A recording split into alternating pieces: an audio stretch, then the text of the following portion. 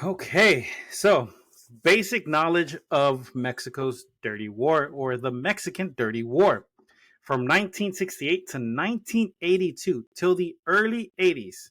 So late 60s, early 80s, a little bit over 20, a little bit under 20 years, right? Was a time known as the Dirty War. Mexican authorities forcibly disappeared more than 1,200 people, usually because the state perceived them as a threat.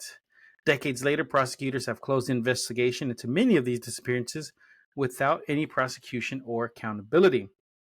Now, how did all this come to be? How did this all come to light? Well, it came to light because a military pilot talked about it. He was one of the pilots that was involved with the program. So let's see. Justice has been given an important boost to those who want a proper accountability for the conflict and its violence. Like I said, a lot of this came back up because a military pilot from Mexico talked about it. He brought it back up as a resurgence because, history has to be told. If history is not told, it will be forgotten, and we're doomed to repeat history if we forget it.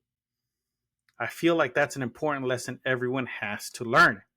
If you don't protect your history and you don't learn your history, you're going to be doomed to repeat history all over again, and it's just going to go in a vicious cycle.